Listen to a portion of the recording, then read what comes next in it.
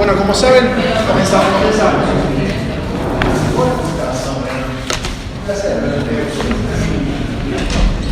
Hoy es una clase especial.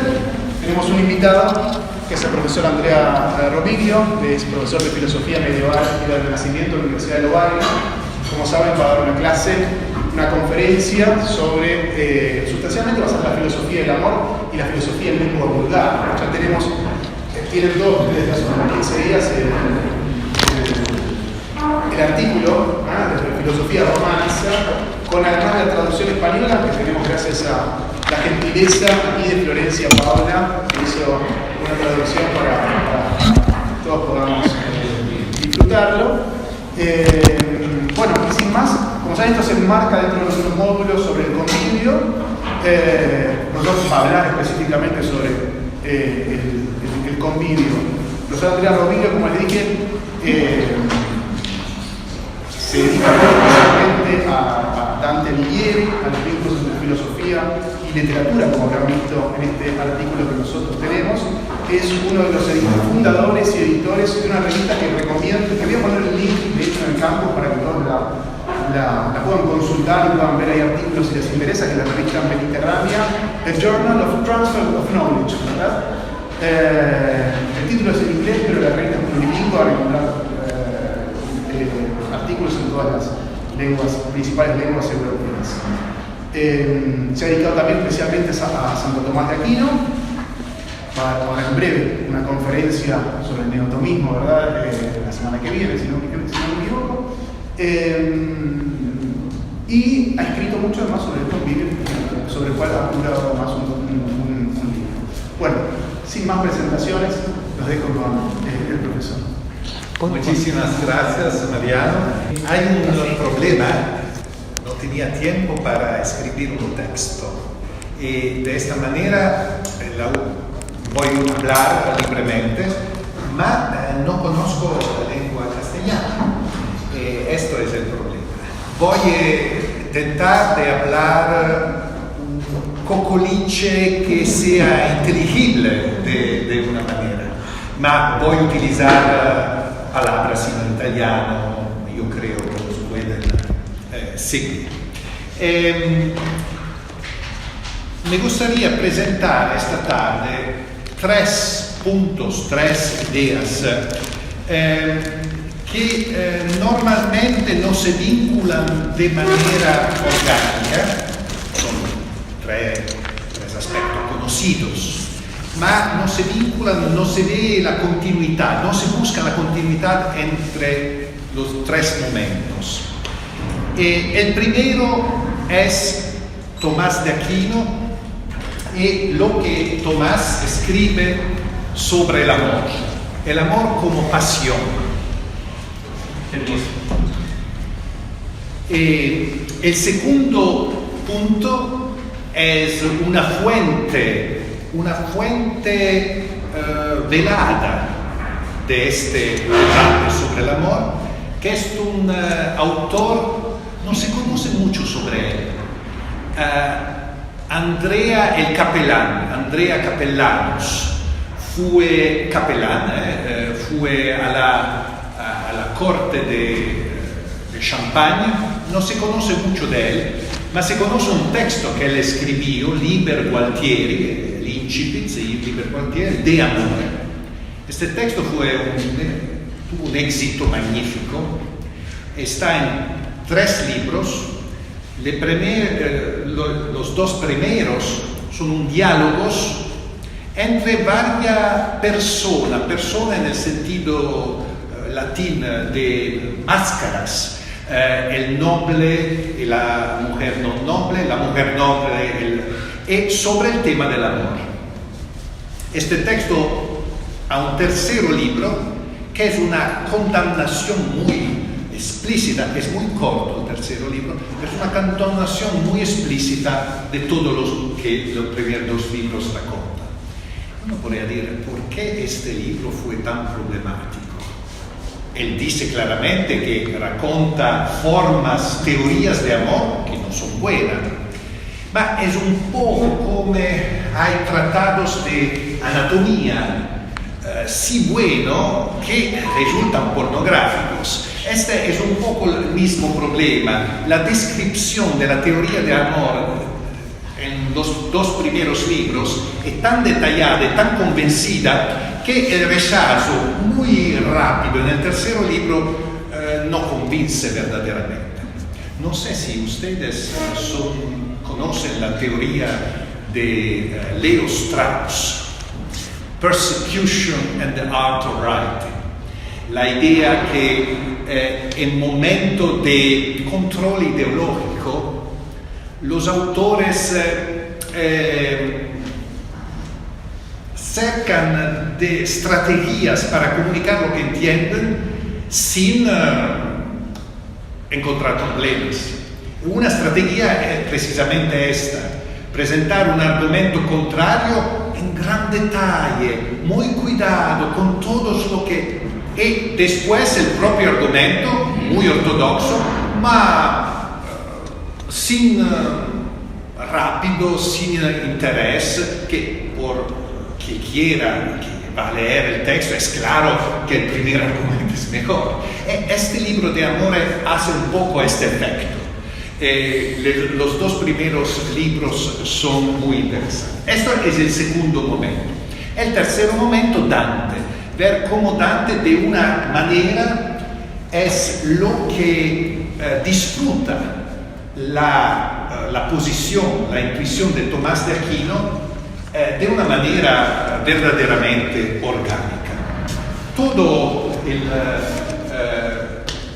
voy a explicar, esto no escribe particularmente bien. Voy a explicar, yo creo que es inteligible. No, yo creo que es Aquí me han dado. Ok. Gracias. No, lo siento, no. Volevo clicar. Sí, aquí entiendo explicar estos dos esquemas. Esto, que ahora es muy misterioso, no se entiende por qué hay estas letras, lo que pueden ver. 3 círculos. Este esquema no es el mío, es un esquema de C.S. Lewis, en un libro publicado a la fin de los años 30, The Allegory of Love. Y los 3 círculos son 3 concepciones del amor que pueden haber momentos hay un punto donde las 3 se reencuentran.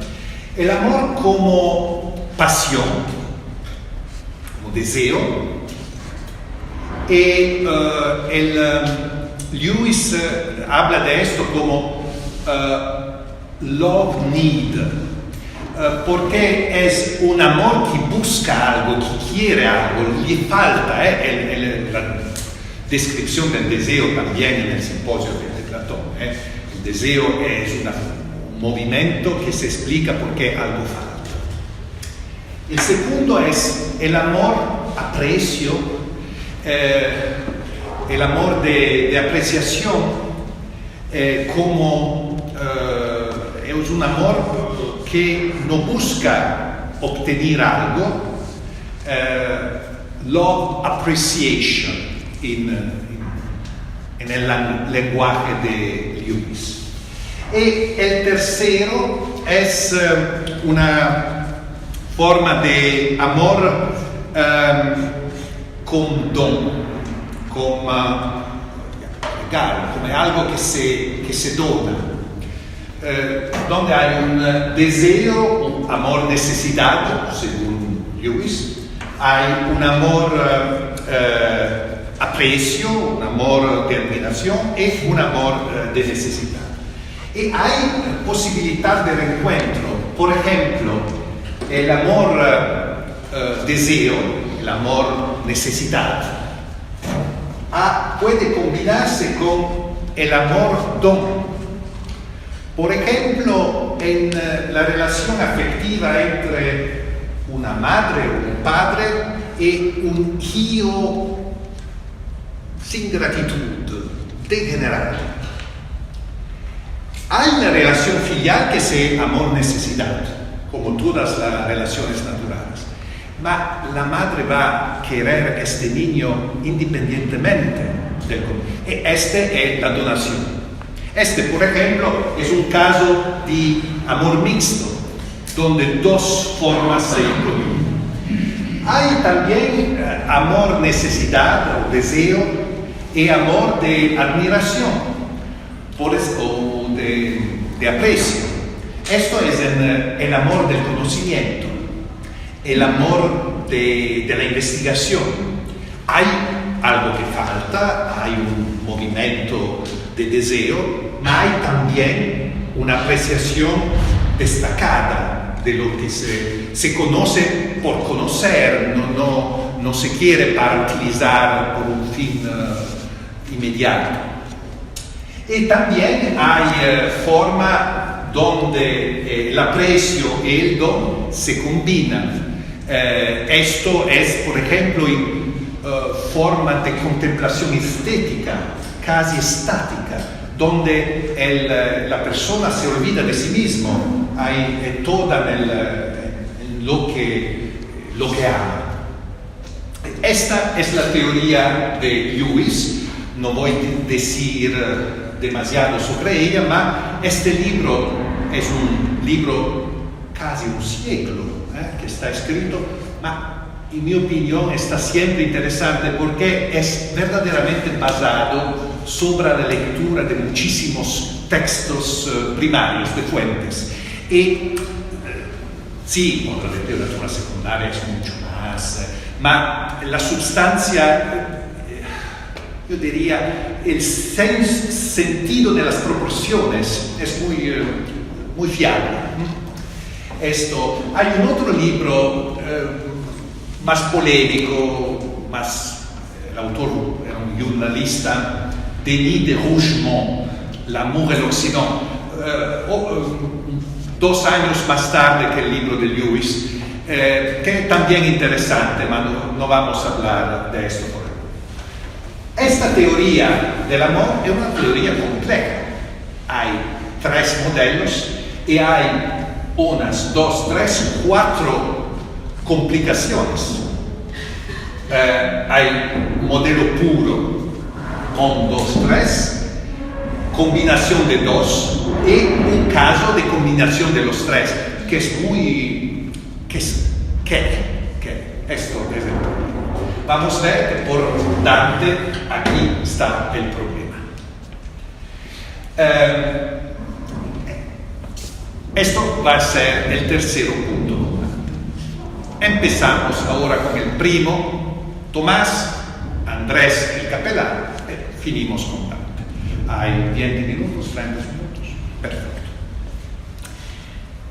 Tomás, primera cosa, Tomás tiene un hermano, Rinaldo d'Aquino, que fue justiciado para el emperador Federico II porque había sospecha, como por Pierre de Levigne, personaje dantesco, en el Inferno 13, de una conjura contra el emperador. Era un miembro de la corte, un valete, y estas conjuras son siempre problemáticas, es verdaderamente. Y las fuentes nos dicen que Tomás fue muy triste para esta muerte y hasta la fin de sus días preguntaba al Señor que la alma de su querido hermano Rinaldo sea salvada. No es seguro si este Rinaldo de Aquino es lo mismo Rinaldo de Aquino que fue uno de los autores destacados, no hay muchos poemas de él, muy interesantes, de la escuela siciliana, Giacomo Valentini, Rinaldo. Las fuentes seguramente estaba conectado con la familia de Aquino, pero si es verdaderamente el hermano, no sé. De toda manera, el primer es anecdótico, ma es interesante, en mi opinión. Un hermano de Tomás se llamaba Rinaldo. Rinaldo, después la chanson de Roland, es un nombre típico de la tradición caballeresca. Si tiene un hijo y la familia de Filadelfia tiene un hijo que se llama Rocky, es claro que es una pequeña ventana sobre la cultura familiar de esta familia, donde el cinema jugó un rol. Esto es lo mismo. El nombre Rinaldo es una información no banal sobre el contexto cultural cortés, caballeresco, de la familia noble normanda de Salvino. Esta es una primera información. La segunda información, que Tomás decide contra los deseos de la familia, de su familia, de devenir dominico. Dominico, en el tiempo de Tomás, es un orden joven, dinámico, mas sin prestigio, especialmente para una familia de la aristocracia. Y es un orden que no está cerrado en un monasterio, ma entiende ir predicando en las ciudades por impactar sobre la cultura de la gente en la ciudad. ¿Por qué digo estas dos cosas? Porque vamos a ver que cuando Tomás, a la medio y fin de los años 60 del siglo XIII, 1860, 65 hasta 69, y después él viaja a París por su segunda estancia como profesor a la Universidad de París hasta 1272. En este tiempo él escribe la primera y la segunda parte de la Summa Teologia. Bien, en la primera parte de la segunda parte de la Summa hay un tratado que solo es un libro, más de 24 cuestiones y demasiados artículos, sobre las pasiones, sobre las pasiones. Esto es el elefante en la habitación, como dice Wittgenstein. Esto es algo de enorme. Nadie ante Tomás en una suma de teología había tratado con esta extensión de pasiones del alma, de emociones. Y Tomás trata de esto no en la segunda secunde, es decir, en la sección sobre vicios y virtudes. Ante la segunda secunde trata de vicios y virtudes. Las pasiones son juntas a los actos humanos. Antes que alguien pueda hablar de vicios o virtudes. Son tratados muy complejos, muy interesantes. Hay análisis de pasiones como la tristeza, la ira, soy muy buena. Tomás reduce todas las pasiones a dos grupos de dos niveles de la alma sensitiva, irascible, concupiscible. Hay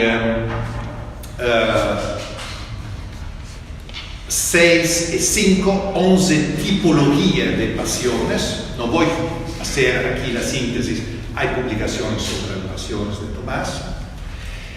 Y dice, todo este edificio de las pasiones humanas se funda sobre una pasión fundamental, que es la base de toda la obra. La passio amoris. La passio amoris, l'amor pasión. Esto es algo que ningún teólogo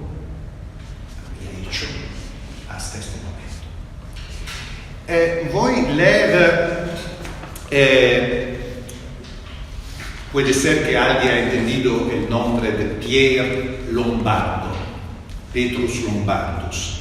Pedro Lombardo escribió de sentencias que devienen una especie de manual por todos los teólogos de la segunda parte del siglo y después.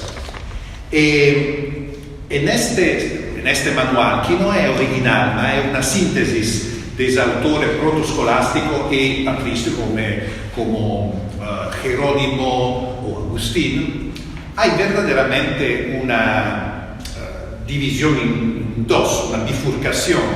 Hay el amor bueno, que es el amor espiritual. Los términos latinos son dilectio o caritas, normalmente. Excepcionalmente se puede utilizar amor, es muy excepcional como en un contexto muy particular. Del otro lado hay el amor como pecado. Hay amor como algo de negativo. Y en este sentido se utiliza amor, se utiliza delectatio.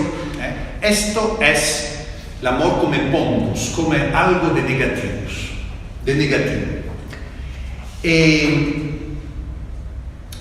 Hay sí un sentido metafórico, porque el ejemplo de Guillermo de Saint-Péry y atrás él de Bernard de Clairvaux, estos autores utilizan el vocabulario de la pasión para hablar de Dios. Ma esto es un vocabulario, hay una sublimación de este vocabulario. No es la pasión cuando se digo que es una interpretación del cántico, por ejemplo, es una interpretación espiritualizada del amor. Y de toda manera, Pedro Lombardo es muy cuidado con esta interpretación porque había la tendencia mística y racionalista si empezamos a hablar de pasión para hablar de nuestro amor por Dios, no sé. Y hay verdaderamente, voy a ver por ejemplo, omnis ardentior amator proprie uxoris adulter est. Voy a traducir. Sapiens iudicio amat coniuge, non affecto. El marido que ama a su mujer con pasión es un adúltero. Esto es la doctrina oficial de la teología escolástica.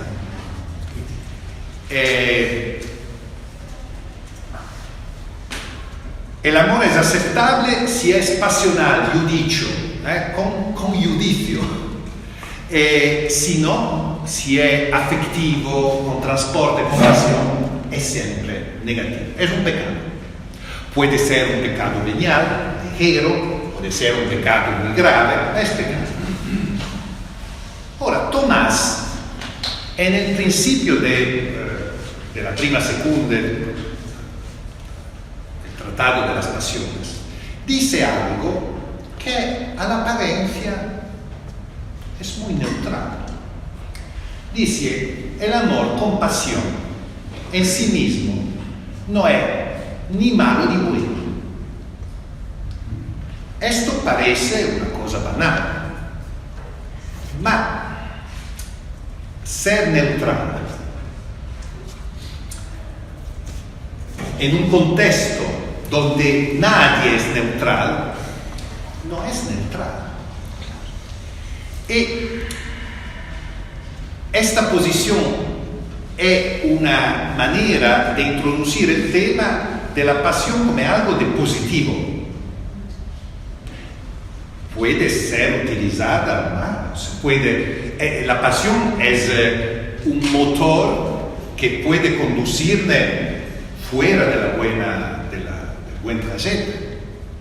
Vamos a ver cómo Dante utiliza precisamente esta imagen que el amor en sí es nunca malo, ma quello nel Purgatorio 17 e 18. E esto Tomás lo hace de una manera muy, muy interesante, porque recordamos lo que he dicho. Dante, para razones familiares, de contexto, de educación, conoce que fuera de los conventos, fuera de los monasterios, hay toda una cultura del amor, la cultura donde Lewis habla, muy compleja, muy rica, tal vez problemática. Y no se puede decir, todo esto es pecado, porque es también la cultura de su familia, de su querido hermano que falleció. Y si todo un montón de cultura se dice esto no es, también no es muy inteligente de la perspectiva de una institución que quiere ser inclusiva y ser la puerta para la salvación de todos los hombres. De otra manera, es precisamente en esta cultura, esto es más, no es una cultura popular. Si hablamos de cultura popular, nos equivocamos, porque esta es también una cultura de élite, ma una élite laica, una élite caballeresca, de gente que habita en la ciudad. Dante escribe esto 1270-71. 6 años más tarde, el obispo de París, Etienne Tempier, promulga una lista de 219 errores, heresías, una condenación. El obispo de París en este momento es también el canciller de la universidad. Esta lista de errores son posiciones filosóficas o también morales. Hay citaciones explícitas de tomadas de muchos libros y textos, tal vez de Tomás de Aquino también. Y hay 2 o 3 citas directamente tomadas del libro de Amore de Andrea Capellano. Más que eso, hay un solo libro, hay mucha cita implícita y posiciones, ma hay un libro citado explícitamente con el incipit, como se hace en la Edad Media, Liber Gualtieri, es el de Amore de Andrea Capellano. Esta es una cosa que en las publicaciones sobre la filosofía en la Edad Media, la filosofía medieval, hay una literatura sobre esto, ma no hay una explicación muy por qué condenar un libro que no es un libro oficial utilizado a la universidad. No es Aristóteles. Hay tesis aristotélicas condenadas, por ejemplo, la eternidad del mundo. Esto no es un libro utilizado en la universidad. Es solo citado. Es una condenación de los errores en lo studium parisiense, es decir, es una condenación flechada por la Universidad de París, no es una condenación sobre la cultura parisina, por los estudiantes y los maestros. Porque este libro no era un texto oficial en ninguna manera, era muy, muy leído. Era leído y era también una síntesis en latín teórica de lo que se puede buscar en toda la literatura, Roman de la Rose, especialmente en la primera parte, en otras literaturas vernacular.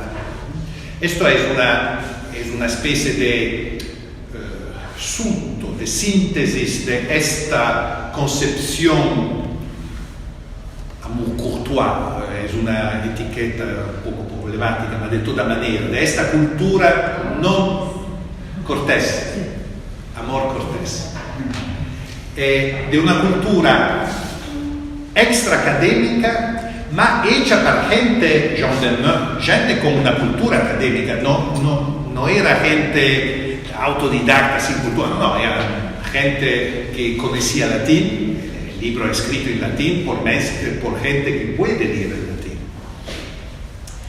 Y esto es un hecho muy interesante, porque la condenación de Tempier va contra el proyecto cultural de Tomás. No integrar esta cultura, ma condenarla en bloque. Tomás falleció en 74, no vivía cuando hubo estas condenaciones, ma hay toda una discusión después las condenaciones sobre otras. Por ejemplo, uno de los artículos condenados es fornicatio simplex ut pote soluticum soluta non es peccato. Si hay un hombre libre y una mujer libre, no maritados, que se encuentran y abren un intercurso, esto no es pecado. Una posición que hoy me parece estándar, no creo que hay problema en admitir esto. Esto lo dice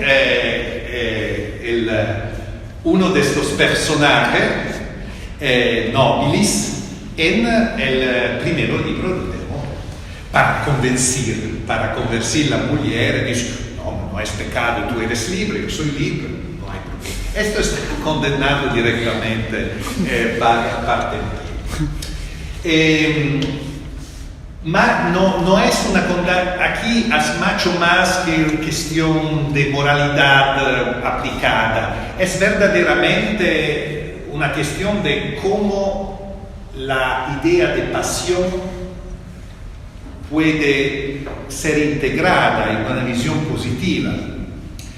También en la tradición literaria hay autores que del otro lado del enfrentamiento siguen una polaridad o una distinción. Guido Cavalcanti, Donna me prega, que es un poema filosófico. Este poema es muy claro. Hay un amor necesidad, un amor donde no hay libertad.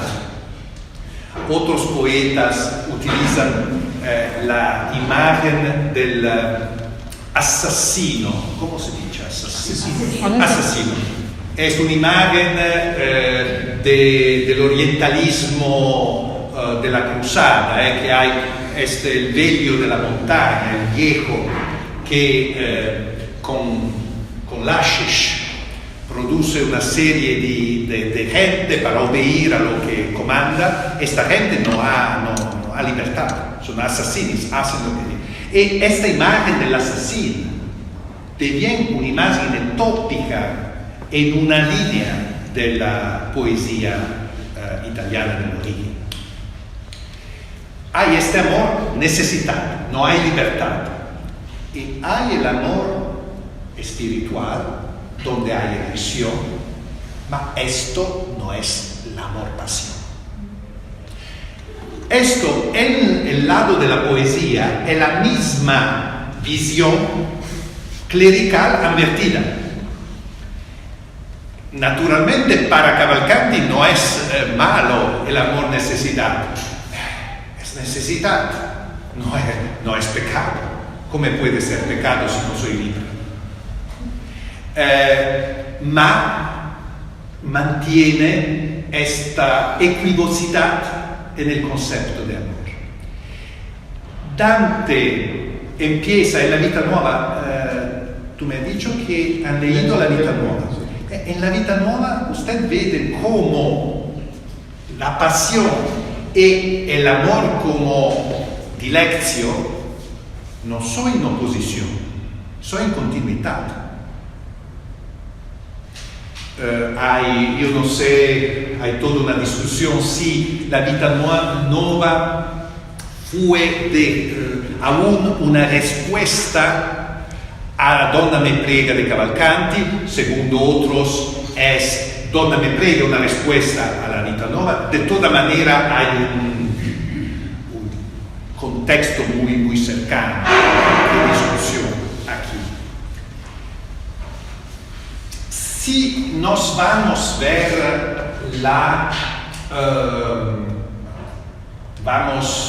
a esto es de Lewis, si parla, licet, manis. Esto es un esquema nuevo que os ofrezco, es muy oscuro, pero vamos a intentar claro.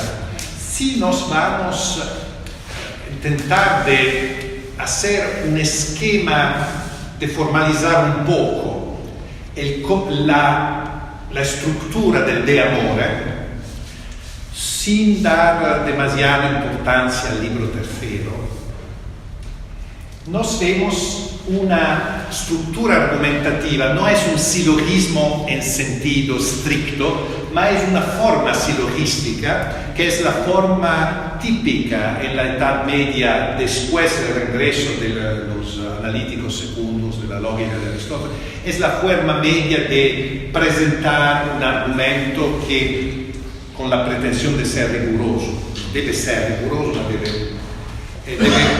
el silogismo es una argumentación donde hay dos premisas y la unión de estas premisas permite una conclusión.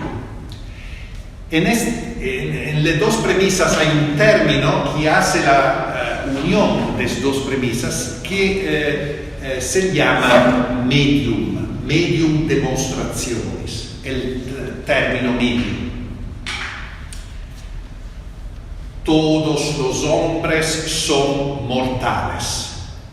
Sócrates es un hombre. Sócrates es mortal. El medio es hombre. Los hombres son mortales. Sócrates es un hombre. El medium no aparece en la conclusión, ma es gracias al medio que la conclusión es posible. Este libro, muy importante por la historia de este libro, fue muy popular. Después fue condenado, fue leído. ¿A qué libro se refiere? De Amore, de Andrea de Capellan. La data es 1180, fue copiado, muy difundido. Después la condenación de 1277 hay verdaderamente la destrucción de muchos manuscritos. Todos los manuscritos que nos sabemos hoy de este libro en latín son manuscritos más tardos. Es una historia interesante. Ma es un libro que resta un poco una lectura cársica. ¿Hay la palabra cársico? Sí, pero es poco usada, que va subterráneo.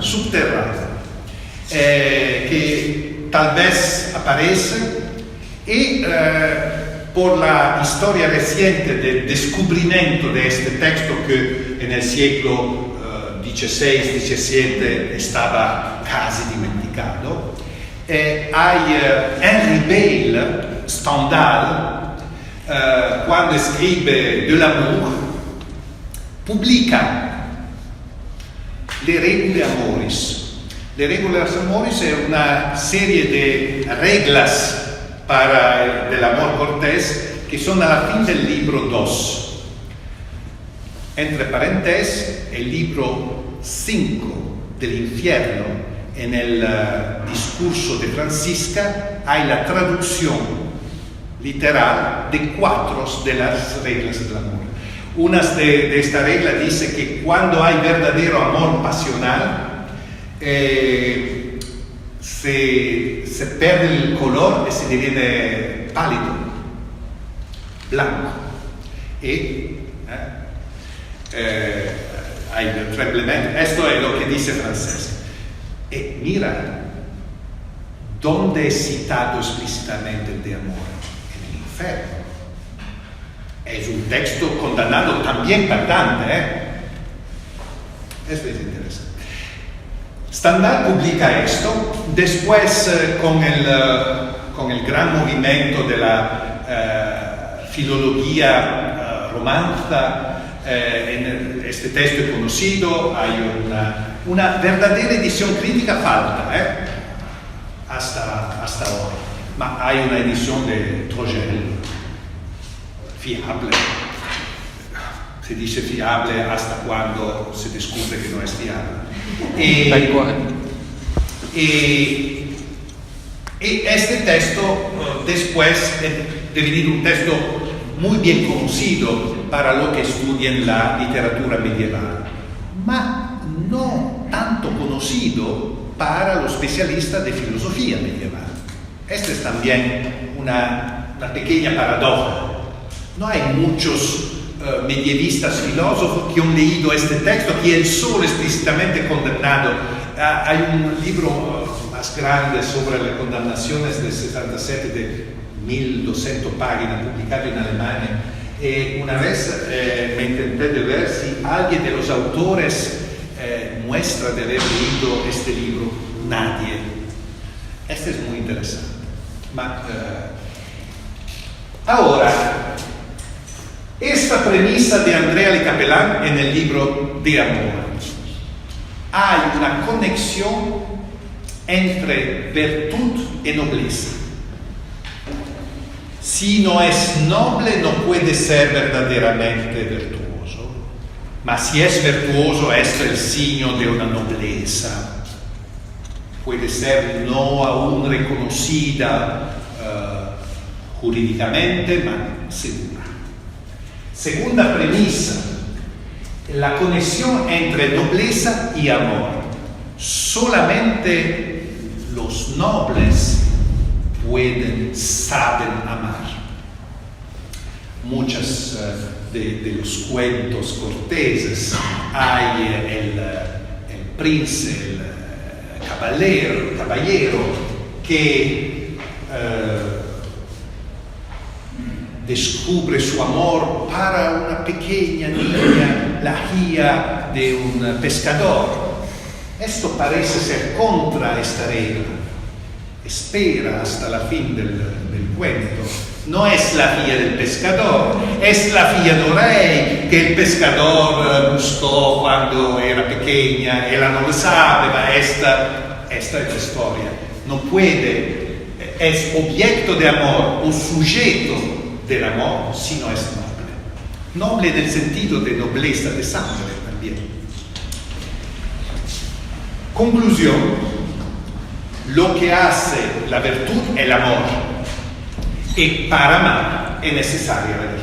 Ahora, el medium demostraciones, que significa lo que es claro, que en un sentido unívoco, que no pone problema, no puedes utilizar un medium donde hay debate, porque si no hay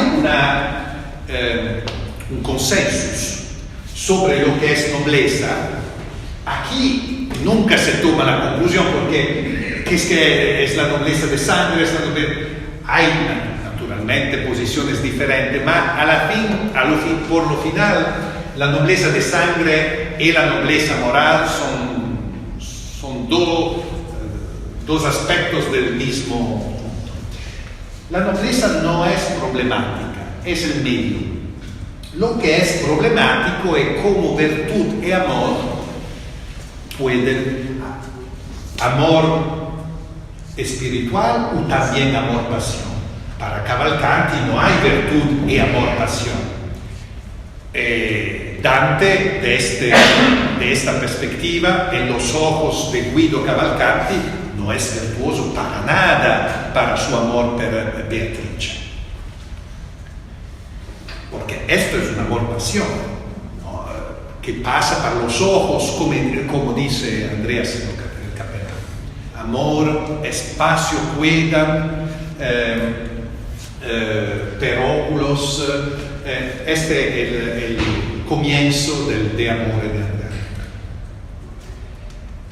Lo que hace Dante en una manera muy implícita y no completa en la vita nuova in maniera clara e completa nella Divina Commedia, io creo in maniera bastante clara en el convivio también.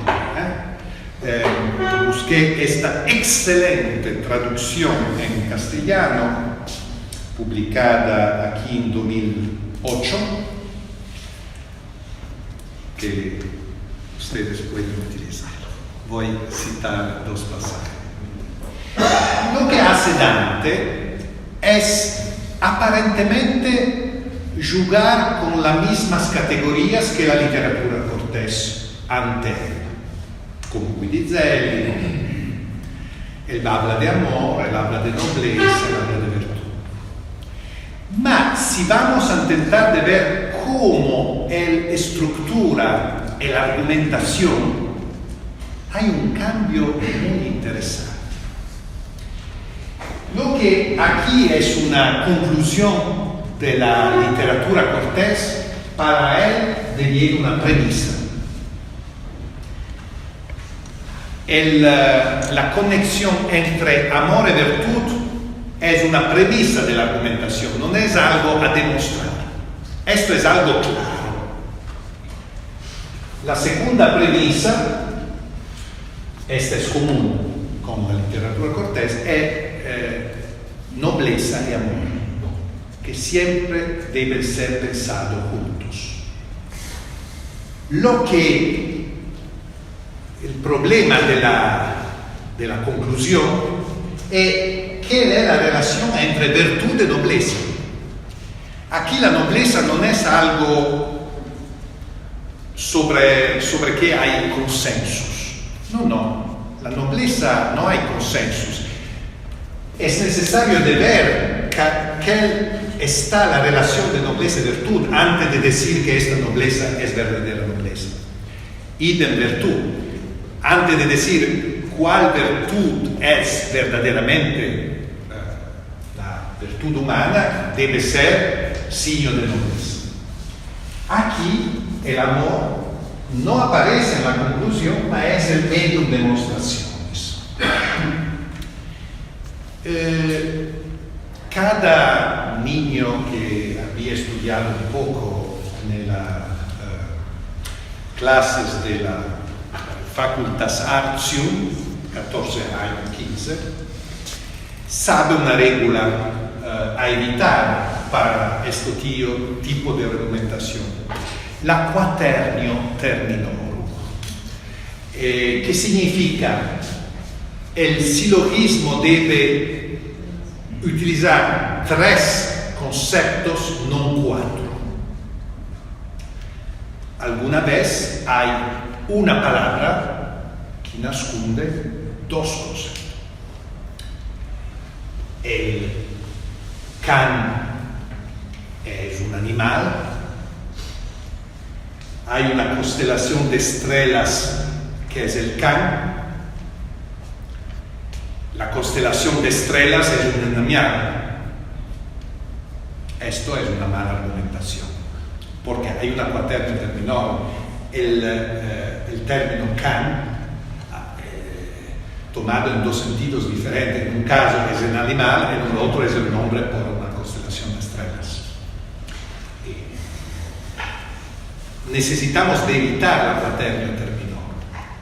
Ahora, si aquí hay el amor espiritual y aquí hay el amor pasión, y los dos son 2 conceptos diferentes de 2 esferas, aquí y aquí, que no comunican, no marcha esta argumentación.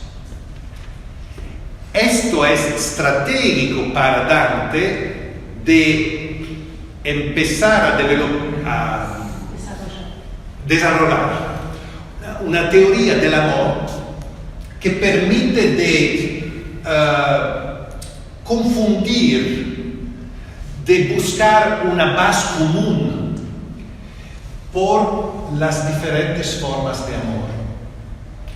Las diferentes formas de amor pueden tener su fenomenología particular, evidentemente el amor como contemplación estética, el amor como pasión son cosas diferentes, pero lo que es importante es una idea que hay aún en Boecio, de una manera muy primitiva en la Consolatio, un texto que Dante conoce muy bien.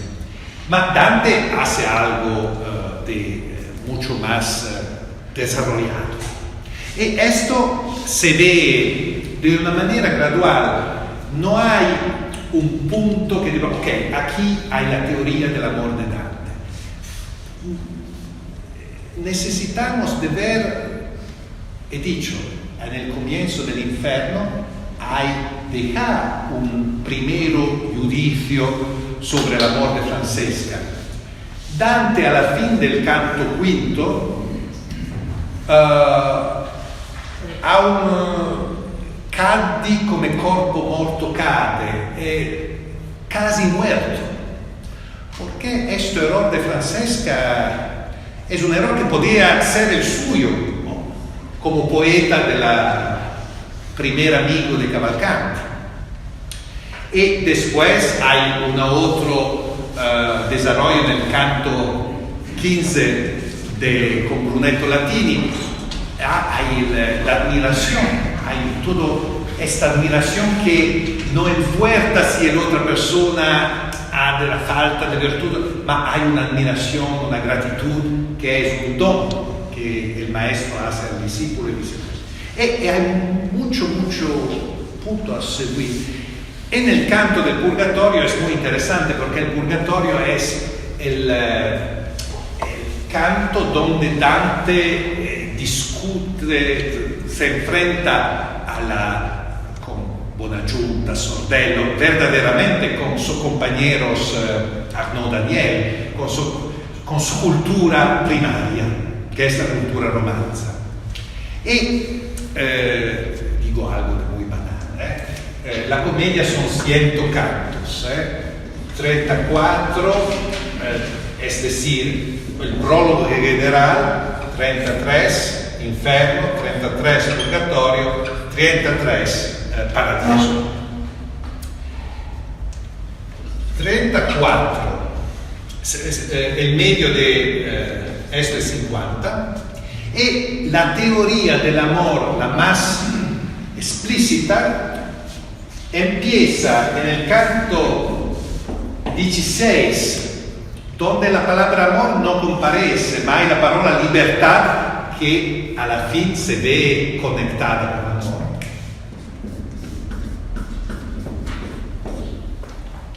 Tres cantos que son exactamente el centro de la comedia. Porque el 16, el canto 50, es el medio del purgatorio, ma es el medio de toda la comedia.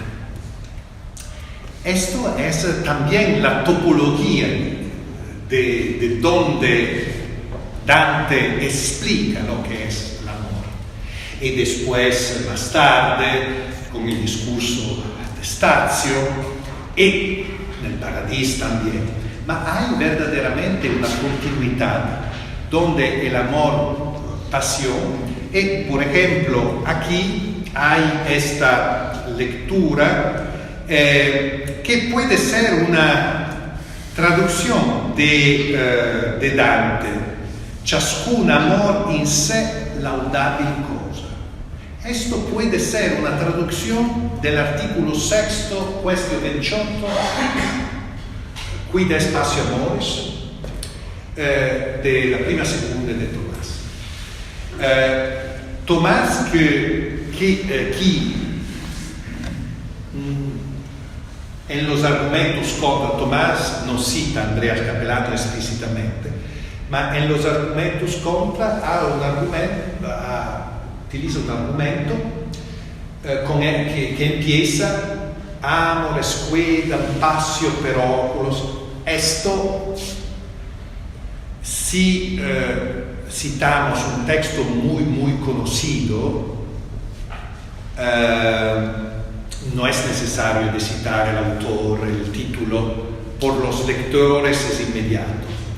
Y por los estudiantes, por Tomás, cuando oyen amores quedam passio, esta es la posición de Andrea Capellano. Esta posición Tomás critica, porque no debe ser una pasión ciega que no conoce controle para la razón. Esto también hay una solidaridad con una teoría más importante, si quieres, no sé qué es más importante, de la unidad de la forma substancial, porque por Tomás el hombre es una entidad, lo que vemos con Tomás en 2 minutos.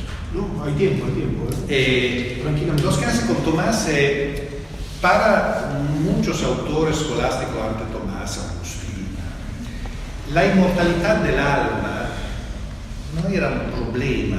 El alma es espiritual, lo que es espiritual no muere. El problema era explicar por qué esta alma espiritual eterna debe ser en este cuerpo con todas las limitaciones de este cuerpo, una perspectiva platónica. Por Tomás, un problema muy grande en su filosofía es de demostrar la inmortalidad del alma. Y nunca es verdaderamente convincente, nunca es verdaderamente el mejor Tomás, no es cuando porque a la fin debe decir que hasta la resurrección de los cuerpos la alma, sí, la alma espiritual inmortal no es verdaderamente el hombre, no es verdaderamente la persona. La persona hay solamente cuando la unidad es.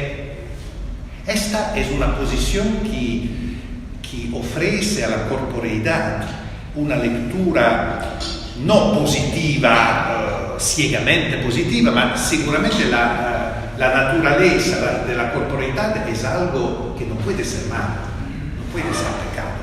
Y una consecuencia es que las pasiones, y la pasio amoris, que es la más fundamental de todas las pasiones, en sí mismo no es mala, nunca es mala. Lo que dice precisamente Dante cuando empieza el discurso, en un primer momento con Virgilio, sobre el amor. Esto es lo que en el título está indicado como el silogismo del amor. Este es algo que es una macro lectura que permite de ver Dante a la vez estrictamente conectado con una cultura que no es primariamente la cultura escolástica filosófica. Dante tiene conoscenza, ha leído el documentario de Dante, ma todos los de Nardi, Gilson, todos los que buscan de ver Dante y la filosofía escolástica se encuentran con el problema que hay muchas cosas que él no conoce, hay muchas cosas que él entiende de una manera muy original, es decir, mala, no entiende. Si Dante era un maestro de la universidad, sería un maestro. También en el último año de su vida, él participa en una discusión pública sobre el sitio, por qué hay tierra sobre la agua si el elemento agua es más ligero que la tierra, la disputación de situ, agua y terra.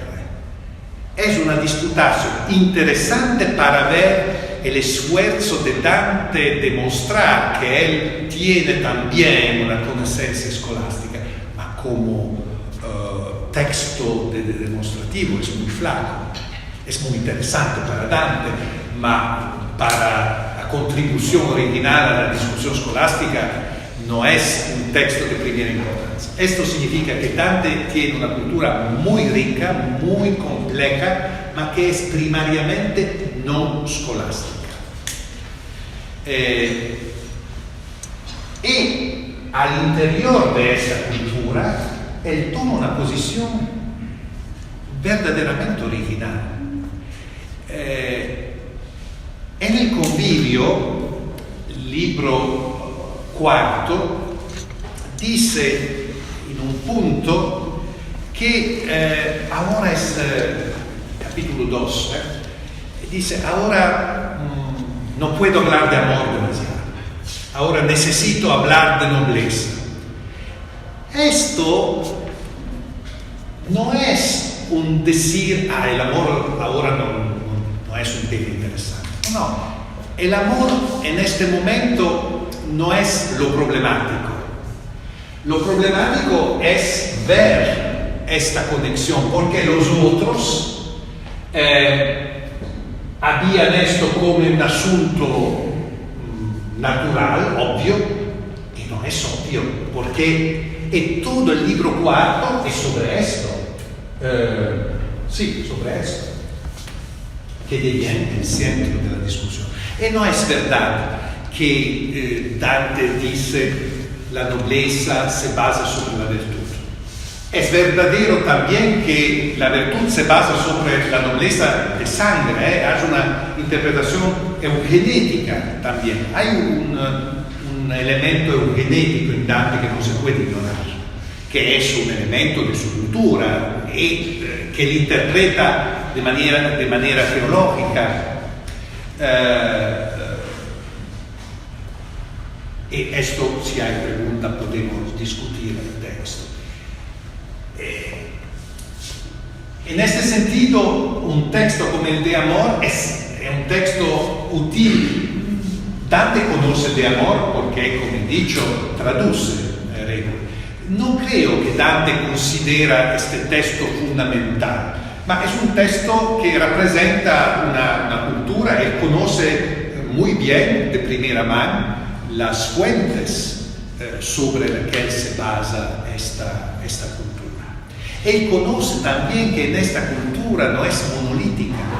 Hay autores como Chrétien de Troyes que empezaron a contrastar una primera forma, concepción del amor cortés. Por ejemplo, típico del amor cortés es el divorcio entre institución familiar y amor como pasión. El amor como pasión no ha nada a ver con el matrimonio no ha nada a ver con la pasión. Y Chrétien de Troyes, en el siglo XII, es uno de los primeros que hace una teoría cortés del amor donde este contraste no se debe. Cerca verdaderamente de ver un tipo de amor pasional que puede ser coherente también con el desarrollo de una familia. Esto es también conectado al hecho que toda la producción de Chrétien de Troyes se coloca en un momento donde la Flandria, el norte de la Francia, es embarcada en esta cruzada contra los albigenses, los cátaros en la Francia meridional, un poco uno de los ideólogos. Toda la serie de los romanes del Graal, el primero incompleto es de Chrétien de Troyes, hay toda una serie de los romanes del Graal, es una producción literaria anticátara de esto. Y Dante conoce que en esta producción hay una multitud de voces y él busca, dice, mi posición no es contraria a esto, es una interpretación más coherente y la única que permite una coherencia también con la perspectiva cristiana. Y en conoce y utiliza muy bien Tomás de Aquino. Tomás de Aquino fue canonizado julio 1321 en Avignon. ¿Quién había canonizado Tomás ante la canonización? Uno solo, Dante. Dante describe Tomás en Paraíso en un texto escrito 5 o 6 años antes, seguro. Esto no es banal de canonizar a alguien que estaba condenado para el pie solamente post canonizzazione, ho dicho 21, no, 23, julio 23 es la canonización, Dante falleció el 21, lo siento. Este es también muy interesante, que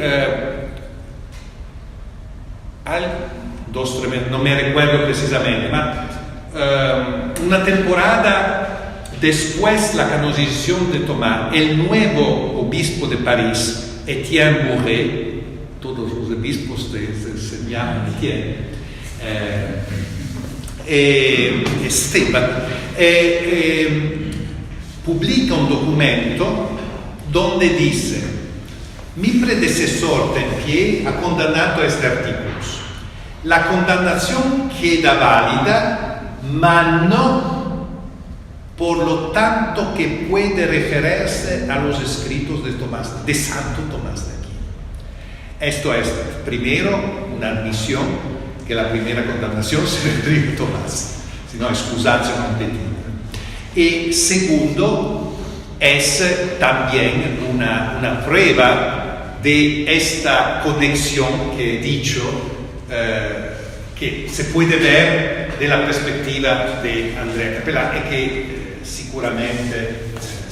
ciertamente Dante tenía presente. Esto es un poco lo que quería raccontarlo. Son 3 episodios históricos conocidos, relativamente bien conocidos, ma yo creo que la conexión entre los 3 momentos, sí, Capellán es un texto más antiguo, ma es en discusión precisamente en este tiempo, permite de ver un contexto más detallado que jeta una luz, demasiado de luz, sobre el proyecto cultural de Dante, que es independiente de su talento poético, ma no se puede separar de su talento poético. Ahora soy feliz de contestar si hay preguntas. Muchas gracias para la paciencia, la tolerancia por mi castellano desastre. No, Gracias.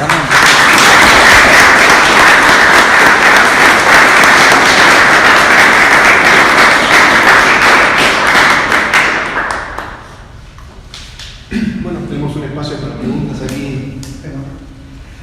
A ver, para precisar nada más, consulta. Teniendo en cuenta el esquema planteado por Tomás, Dante, estos 3 círculos, y considerando el amor como pasión, como apreciación y como don,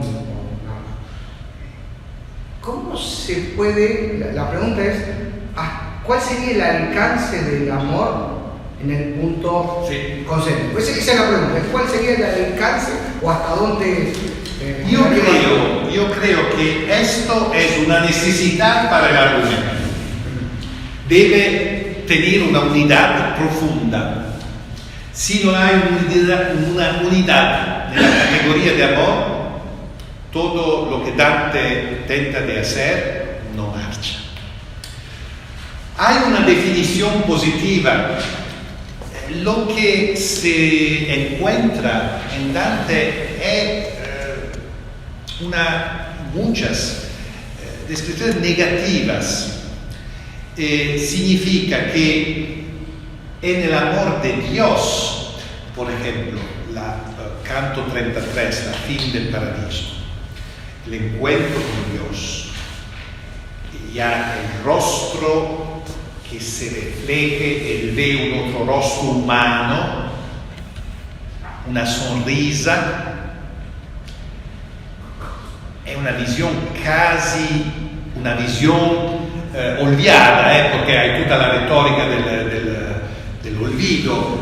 Dante raccuenta Dante Pelerín, después la visión coincide con el Dante autor, que raccuenta algo y admite, no me recuerdo lo que he visto, ma lo racconto tampoco. Y en esta descripción hay una presencia también del Verbo, de Cristo, en la visión de la Trinidad, que significa cuerpo. Y el aspecto negativo es esto: nella forma más alta de amor no queda de ser también un elemento de pasión. Es una pasión que no es la pasión de nuestra experiencia, no es posible denegar este elemento pasional también en la visión beatífica. Esta es una definición negativa. No dice cómo los tres elementos pueden ser juntos, ma elimina o contesta la posibilidad que no sean juntos.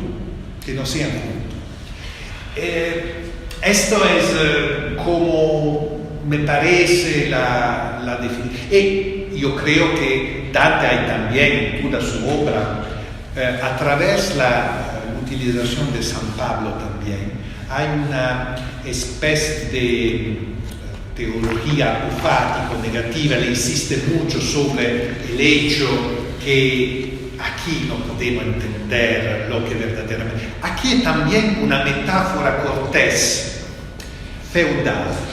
El libro cuarto del Convivio es una respuesta un poco tortuosa, El libro cuarto del Convivio, él empieza diciendo estaba ocupado con la filosofía, la materia, sí, Dios ha creado la materia de esos elementos, problemas de filosofía casi escolástica. Y no tenía un impasse, no podía continuar, estaba en una noche oscura, no entendía. Y es necesaria una otra vía, como devi tener altro viaggio, como en el infierno. Y la otra vía es la cuestión de nobilidad. En otra manera es el hombre como criatura en la finitud no puede pretender de ver, de conocer qué es el amor. Lo que es el amor solo Dios lo sabe y solo Dios puede decirlo. Ma el hombre debe ponerse en la altura, en la posición de ser digno que Dios le revela a sí mismo lo que es el amor. Ahora, la investigación no es una investigación directa para conocer a Dios, ma para devenir dignos de la revelación de Dios. Y este es todo el trabajo sobre vera nobleza. La vera nobleza, que es también un problema social e individual. Para Dante no es posible una nobleza individual sin una nobleza social, no es posible una reforma individual sin también una reforma social. Lo utiliza Aristóteles, anima civile, el hombre un animal, un ser social. Bueno, ma esta es... Esto hay una teología de la gracia muy interesante, porque ¿quién puede decirme que Dios va a revelarse si yo soy digno?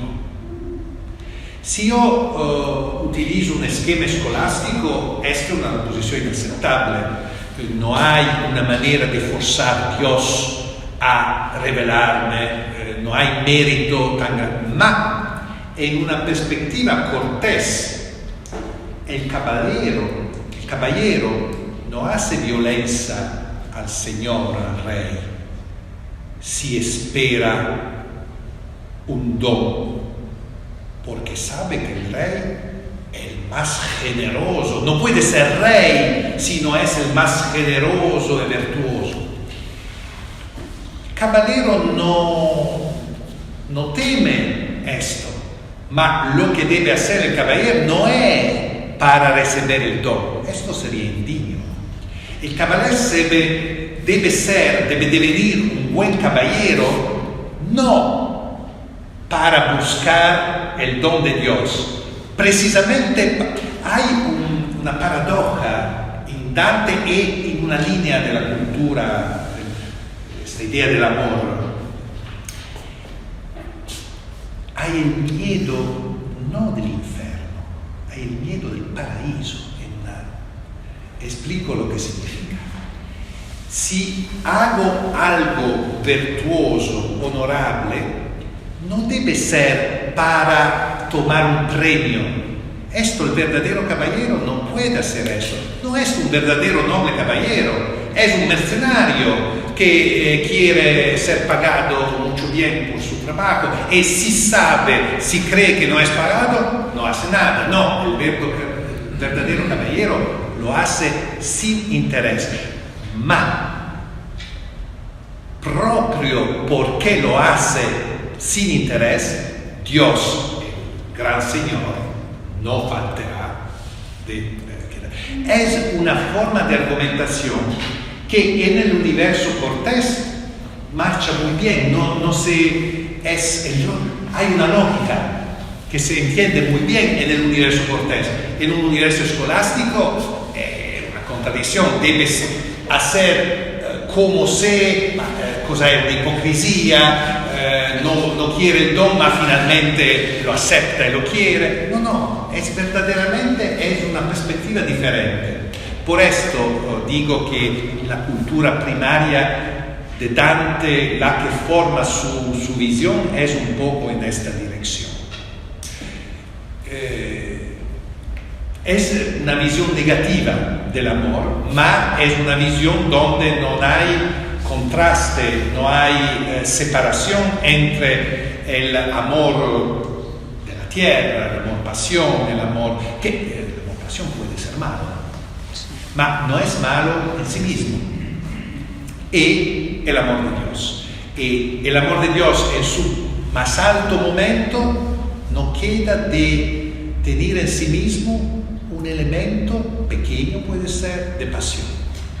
Esto es la perspectiva de Dante. No he respondido plenamente porque no hay una respuesta, o puede ser, hay esta respuesta, esta teología negativa, es la gracia de Dios que responde a esta pregunta. Ningún hombre puede responder a esta pregunta. Y si un hombre intenta de responder a esta pregunta, es una mentira, porque es una pregunta que requiere un conocimiento, una visión que es. Esto también es una otra pequeña digresión. Cuando Tomás de Aquino habla de la visión beatífica, como vemos Dios, él dice esto: el hombre espíritu del hombre es finito, finitud, Dios infinitud, nunca se puede comprender algo infinito. Lo que se pasa es que Dios dona lumen gloria, que son la iluminación. Una iluminación, dilata el espíritu humano que deviene capaz de ver Dios. Esto es también una paradoja muy interesante, porque si yo con mi cabeza no puedo entender esto, y alguien viene, me mete una cabeza diferente, y con la cabeza diferente vedo esto, ¿soy yo o es la cabeza del otro? La visión beatífica es una visión del hombre o es una visión de Dios a través del hombre. Esto es un problema en Tomás muy concreto. Yo creo que con sus categorías, en su perspectiva, Dante persigue. Entiendo muy bien que mi lectura tomista de Dante es un Tomás que no es el Tomás del los tomistas del siglo XIV-XV. Ma el tomismo del siglo XIV-XV es una posibilidad de leer Tomás.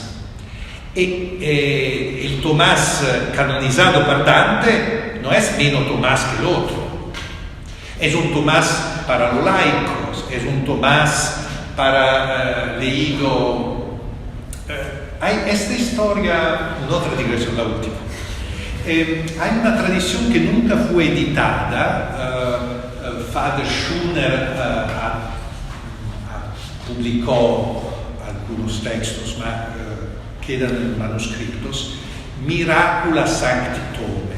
Son cuentos, milagros de Tomás antes su canonización. Es un textos que circulaban en el norte de Italia, Pavia, y fueron utilizados para crear la reputación, fama sanctitatis. El tío dice, sí, yo ahora es un poco lo mismo, cuando hay una canonización hay siempre la necesidad del milagro, esta cosa. Hay un milagro a Pavia que es muy curioso, porque es verdaderamente el tema de hoy, ma es un milagro. La historia, quien la racconta es una mujer que dice, yo soy testigo de un milagro de Tomás de Aquino. Tomás de Aquino hay la canonización en 23 y muy temprano la iglesia de sus dominicos en Pavia hace un altar en memoria de Tomás para pregar. Esta mujer súbito va a pregar, preguntar la gracia y se obtiene. ¿Cuál es la gracia? Hay un caballero que en la iglesia conoce una joven mujer muy hermosa. El caballero es noble de sangre, no tiene mucho dinero. Esta no es noble, ma es la hija de un comerciante, tiene mucho dinero, de Canis. El nombre de la hija. Hace esto, puede ser, él se arrepiente, no se sabe lo que ha hecho con ella, de toda manera él desaparece. Gaslighting, no conozco lo que sucede. El novio desaparece. La madre de la mujer va al altar de Tomás. No, esto es un deshonor por mi hija. Y el caballero empieza a ver pesadillas, sueños increíbles donde hay siempre Tomás que aparece y dice desponsa ella, la debes maritar, esta tía, la debes maritar. Y no puede dormir, no puede descansarse, es una cosa intolerable. Finalmente él regresa a Pavia, él pregunta a la madre de la tía, dice, eso es un milagro. Es un milagro muy interesante, porque Tomás interviene sobre una cuestión de amor. Amor pasional que no era solamente pasión para el caballero, para mí, parece questo. Este milagro, yo creo, también son textos que no están editados, son muy importantes para comprender cómo la recepción de un autor como Tomás de Aquino es demasiado varia que la disputa escolástica sobre el sentido de los universales. No digo que esto no es interesante, pero para la mujer de Pavia la teoría de los universales de Tomás no era el esencial. El esencial estaba que esta separación de pasión y matrimonio para ella no era agradable. Y la intervención del nuevo santo, Tomás de Aquino, precisamente sobre el caballero hace esa declaración, fuit maleficium mi factum, maleficio, e la madre della hija risponde beneficium fecit frater Tom. No es un maleficio, es un beneficio que el Santo Tomás ha hecho.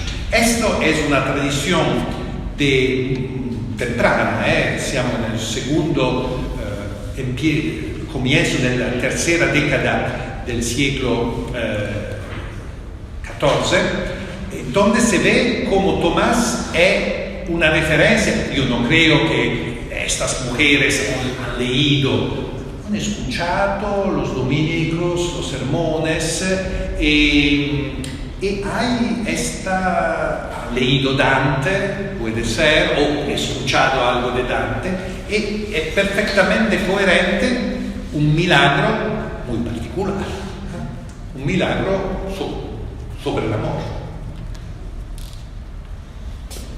Sí, dos preguntas.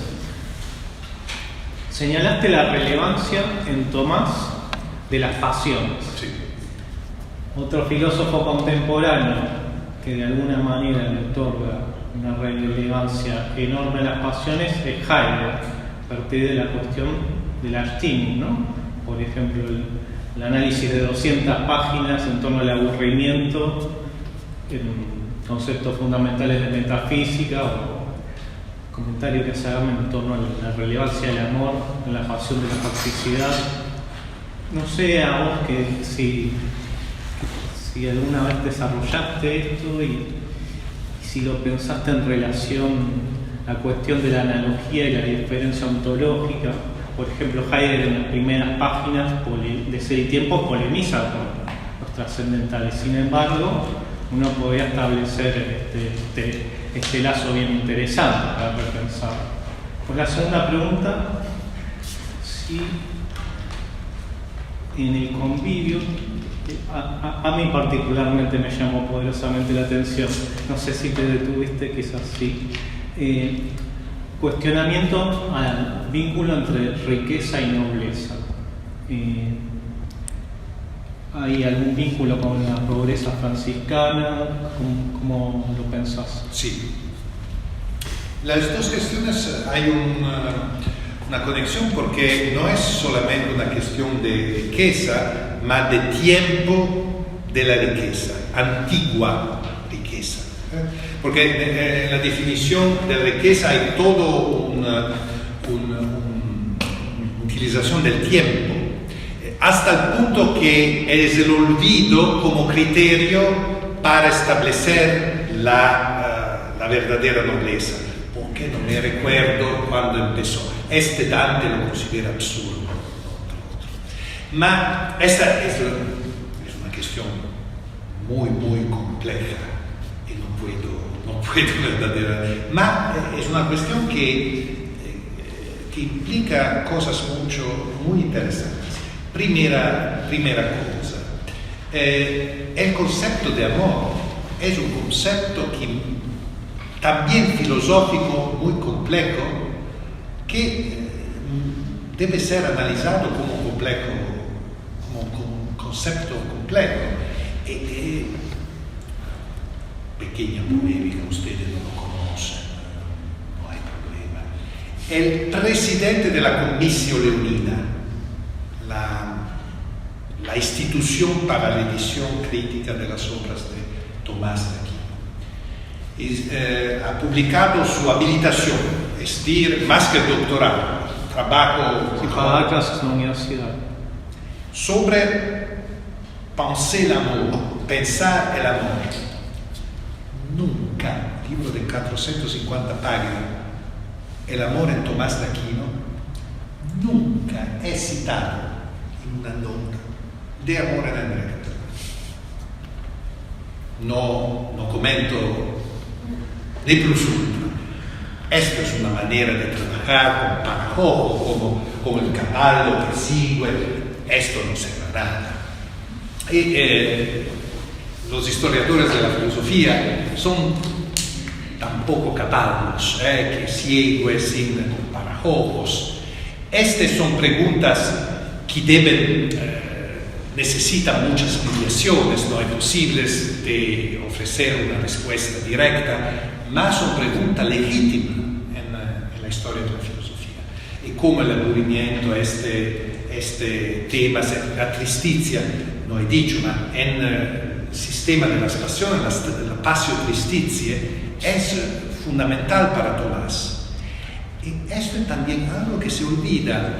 Si lee el Castillo Interior Sí, de Santa Teresa. de Santa Teresa, la tristeza es siempre, melancolía, tristeza, es siempre vista como signo de la acción del diablo. No debe ser triste, debe reagir, no puede quedarse en la tristeza. Tomás dice, espera, ¿qué es la tristeza? La tristeza es la conciencia que algo malo es presente.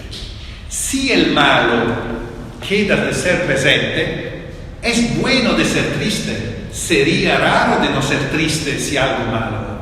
Es bueno, la depresión es algo muy sano si hay razón para ser deprimido. Si hay una depresión patológica, que es siempre deprimido sin razones, esto es otro discurso. Ma si hay un problema muy serio, mal presens, un mal presente, y yo soy triste, no necesito de rechazar la tristeza, necesito de utilizar la tristeza para comprender qué es el mal que está aquí. Esto es muy interesante, es muy interesante. Esto no es directamente un problema de metafísica, ma hay una fenomenología del ser, un problema de la antropología, de la fundación de la antropología. Sí, yo creo que esta dirección de pensamiento es muy prometedora, ma es también requiere, antes de escribir algo, requiere muchas lecturas. Hoy nadie tiene tiempo a leer. Debemos escribir antes de leer, y todo esto no es el contexto ideal para desarrollar. Si con una pregunta como la suya, no conozco aquí en Argentina, pero en Europa se entiende demandar una beca de investigación con una pregunta de este tipo, no tiene ninguna esperanza de tomar dinero. La pregunta debe ser sobre, como he dicho, penser l'amour et ne pas savoir qui était André Le Château. Invece è un poco la prospettiva. A esta hora hay una tendencia política natural. Muchísimas gracias ante todo.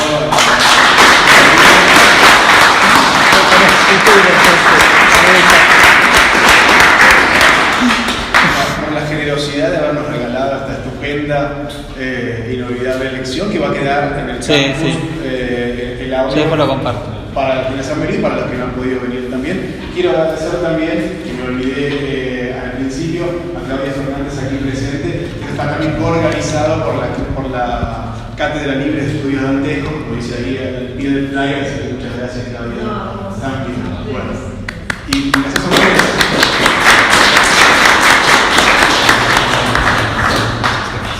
No. Gracias a vos. Impecable. Es más, me dejaste con un tema para investigar. No va a tener problema Mariano, Ahí está responsable.